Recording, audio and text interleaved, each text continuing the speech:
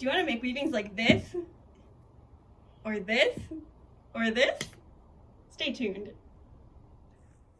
Hi all, my name's Allie, and if you don't know me already, I'm a program coordinator with Campfire Central Puget Sound. I'm coming to you today from my living room where I'm about to start a weaving project. I'll be doing an instructional video as I complete my weaving so that you can follow along with me. Before we begin, let's make sure we all have the supplies we need to complete the project. You will need a rectangular piece of cardboard, which will serve as your loom. It can be whatever size you want. Smaller is usually easier for beginner projects. I went with about an 8x10 piece because that's the size weaving that I want to complete today. You'll also need a writing utensil in order to make some markings on your cardboard. You'll need some scissors to do some cutting, and you will need a lot of yarn or string, whatever you have on hand. It will also help for this project if you have a small plastic needle, but if you don't have one, that's totally fine. You can make do without it. Once you have your cardboard cut to size, you're going to take your cardboard and your pen, and using a ruler or just eyeballing it, you want to make marks on the top and bottom of your cardboard every 1/4 inch. This is where you will be making your cuts for your loom.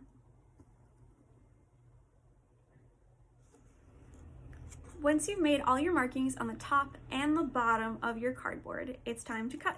So grab your scissors and you are just gonna make a small cut along each of the lines you drew, and you're gonna cut about 1/4 inch in. And you're gonna do that along every line on the top and the bottom. And the end result should be all these little flaps. With a couple series of cuts, we've managed to turn a regular piece of cardboard into a loom that we could weave on. And now it's time to string our loom. So now it's time to grab your first piece of string, and I found that thinner string does work best for this, but use whatever you have on hand. We're gonna start in the upper left-hand corner of our loom, and we'll grab our string about 3 inches from the end. And we're just gonna slip it through the first cut we made. And to hold it in place, I like to wrap that 3 inches we left on the end just around the corner a couple times. That'll help lock it in place so our string doesn't shift as we're weaving. Take a second and do that.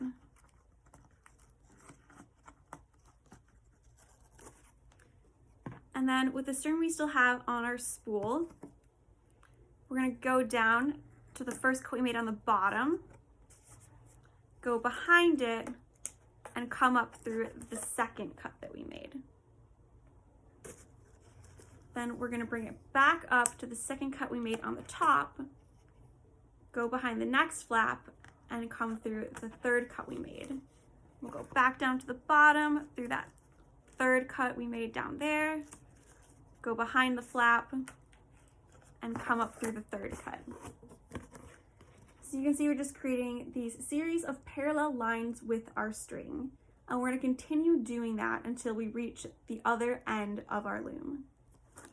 Once you've strung your loom all the way over to the other side, you can cut off your string from the spool with about 3 inches to spare, and you can secure it in place just like you did your first end by just wrapping it around that corner flap.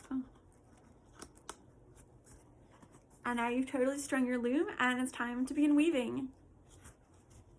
Now go ahead and grab your yarn you want to begin weaving with. I'm choosing this nice pink yarn, and I've cut off about 4 feet of yarn. So go ahead and take your scissors and cut off that much as well. It's a nice quantity because it's easy enough to manage, but enough to weave with for a while. And if you have a needle, this is the time where you will thread your needle. So just do that by pushing one end of your yarn through there, and it's going to be easier to weave with if you give it a nice double knot. And if you don't have a needle, don't worry about this part. You can weave without it. Now let's learn the basic process of weaving. So the phrase over under is going to be very important. So just get that in your head. Over under, over under. So take your thread and go up to your upper left-hand corner again. And we're gonna start by going over the first string and then under the second. Then over the third string, under the fourth. And again, we're gonna go over and then under, over and under. And we're just gonna keep doing that all the way across. And you might have to think about it at first, but after a couple rows, it's just gonna become second nature and you're gonna do it without even thinking about it. So over, under, over, under, over, and under. And once you get to the end of that first row, you're gonna go ahead and pull your yarn all the way through. And if you have about 4 feet of it like you should, then it's gonna take you a second. But pull it until you just have a little tail at the end. And that tail will stay there, so it's okay. And you'll push it almost all the way up to the top, just like this. And then now we're gonna weave back the way we came. And an important thing to note is that you should be going around this outer string on your loom, because if you don't, it's just gonna slip back through. So since I went under my last string, that means I'm gonna start weaving again by going over it. And then under the second, over and under, and I'm just gonna go all the way back across. When I've wove all the way across and reached the other end, I'm gonna pull the string through again, just like I did when I wove my first row. But I don't want to pull too tight, or else you can do something called warping your loom, which is when the sides of your loom go in like that, but we want to keep it looking nice and rectangular. So I like to just put my finger here on the top of my last string and pull it until I feel it pretty tight, and then I just scoot it all down to keep it looking nice and neat. So keep going over and under, back and forth across your loom, and you should begin to see a nice woven pattern emerge. So keep going like that, row after row, until your string runs out. Oh no, I reached the end of my first string. That's okay, and I'm about to teach you how to start a new string. So first step is to just stop at the end of a row, which I've done here, and I'm gonna remove that string from my needle. I'm gonna pick a new string, and it can be of the same color or a different one. I'm gonna switch to white, and I'm gonna cut another 4 feet of that. With my very dull scissors. And since I have a needle, I'm gonna go ahead and thread that through my needle like so, and I'm gonna knot it on there.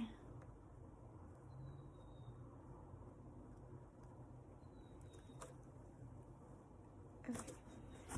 And then what's really important here is that I want to maintain my over and under pattern that I've been keeping up. So it looks like I ended by going under my last string on my loom. So I'm going to start my new string by going over that outer string. And if you ended going over it, then you're going to start your new string going under. So just the opposite. So I'm going to start going over, under, over, under, over, under, all the way back across. And then I'm going to pull my string through just like I did with my very first row, leaving my little tail. And we're going to take care of the tails at the end.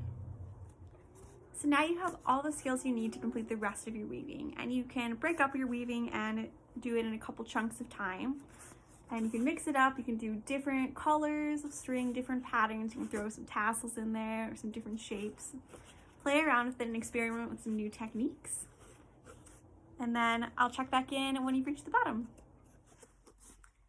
After a few hours, I made it to the end of my loom, which means that it is time to remove my weaving from the loom.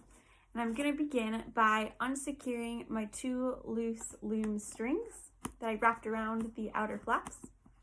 So I'm going to unwrap both of those. And then after I've done that, I'm going to remove all of these loops from my flaps, from the tops and the bottoms.